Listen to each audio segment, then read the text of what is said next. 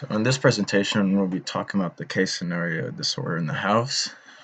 Um, so in this situation, we are taking over a primary care clinic in a academic medical center that serves a large Medicaid and SCHI population, which is the state children's health insurance program.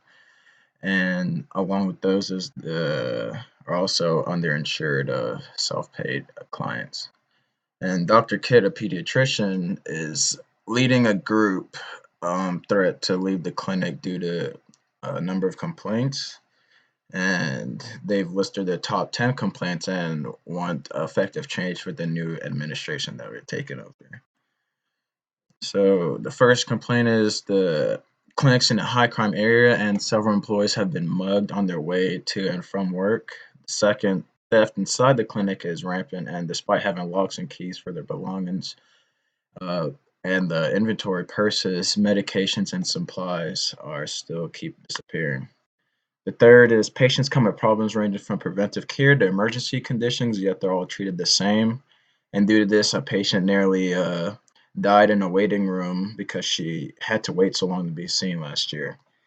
The fourth, patient information is paper files, which are uh, which are disorganized and not always where they belong. Losing files is common and leads to time being lost in diagnosing and treating patients due to like retesting. The fifth is registration. Desk clerk takes unscheduled breaks and 2-hour lunches and slows down the progress of everything. The sixth complaint, the building is dirty and the janitor is absent most days. And when he isn't absent, he doesn't clean and spends most of the time in the parking lot smoking. Um, the seventh complaint, no one is in charge of clerical work, so physicians have to order supplies, schedule vacations, and take care of patients. Next complaint is the patient records are disordered, so locating someone in a hurry with an abnormal test result is difficult, if even possible, and is very dangerous for the patient. The ninth complaint, exam rooms are supposed to be clean between patients, and doctors shouldn't do this, but nurses and the janitor won't, which leads the doctors to do it, which is unacceptable in a lot of other places. And the last complaint is parking for employees is $15 per day, and that is the cheaper of the lots that they have to park at.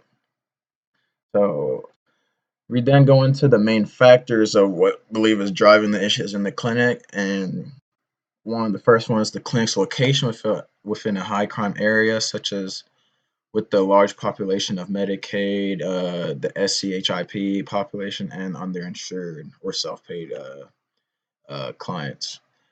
You can't do much about the crime around the area, along with the people lacking insurance. So that's a main factor that is kind of unavoidable. The clinic's administration's lack of strictness and enforcement of the rules and policies that employees should be following consistently is a factor as well, and the lack of organization regarding whether patient information, treatment of patient cases, and organization of employees, their vacations, and the inventory control of medication. Those are the three main factors I believe is driving the issues within the clinic. Um, the underlying issues I believe is there's a lack of care for the employees and patients in the previous administration due to policies or in the maintenance of the conditions and rules hasn't been regulated very well or enforced. There also seems to be a lack of empathy, I believe, for especially for the employees like the doctors, physicians, due to expensive parking daily. They have to having to pay for parking every day. Honestly, is it time consuming, is inefficient, and it's just simply expensive for even employees. Getting robbed several times to and for work. Something can be done about that. Um, and having the doctors clean exam rooms when it is considered acceptable in many other places. shows a lack of this compassion or empathy for the physicians, and a lack of resilience due to authority and the scheduling system seem to be very flawed and inconsistent, especially with employees taking unscheduled breaks and longer breaks than prohibited. So some of the short-term goals to help combat these issues is reducing parking fees, or at least make them reduce them and or make them payable monthly instead of every day. That'd be more efficient. Or it'd be even better to make the parking free with permits, which is, I believe, can be feasible. Implement a better security system for inventory and employees. This could newer locks or passcodes for inventory and personal belongings, I believe, could be more efficient and help reduce the disappearing of items. Better individual care, being able to treat different patients effectively and fast compared to more serious issues, patient issues. Stricter enforcement of policies and rules for employees is very important, as you need the employees to all be on the same page of how to operate within the clinic. More organization of employees, or more specifically, the physician's clerical work is important, as they don't need to be multitasking all of these along with patient care and like scheduling and their vacation and whatnot. A more efficient system for patients to check in and see doctors is important. I believe it needs to be done more quickly, um, so that cases of patients almost dying in the waiting room never occurs again. And organization of patient paper files is crucial, especially since it's not electronic. We need to make sure that they're organized so files can be found and be treated quicker and more efficiently.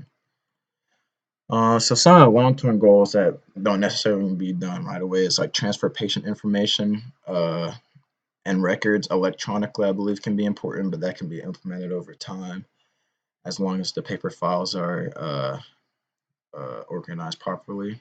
Currently, the clean as you go policy can be implemented over time to help offload some of the work for the janitor, so that the clinic can overall be in a more clean fashion and be operated more securely.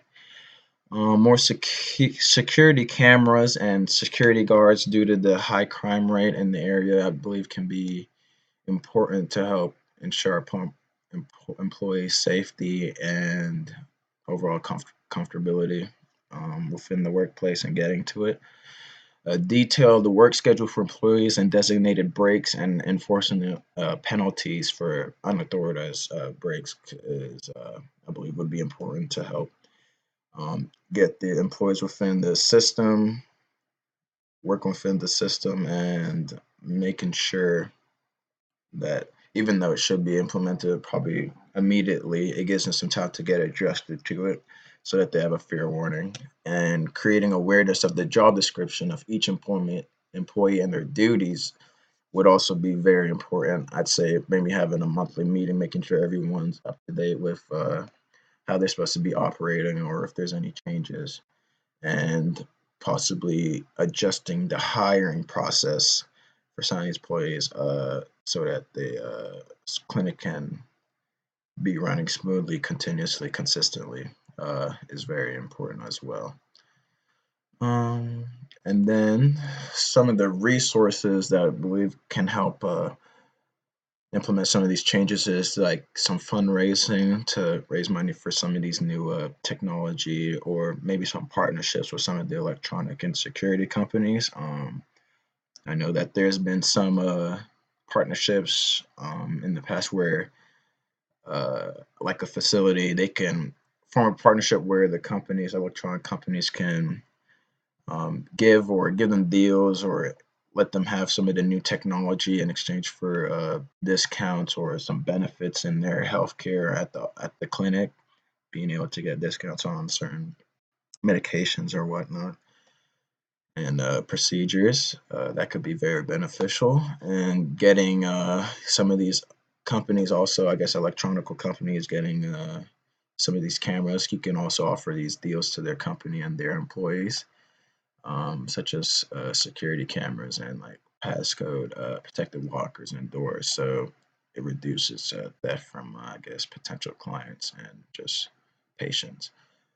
And getting new employment employees to help enforce the new guidelines is also important. So being able to recognize what we need and promoting this the kind of employees that we want is very important as well. And this should also help with screening, a better screening policy.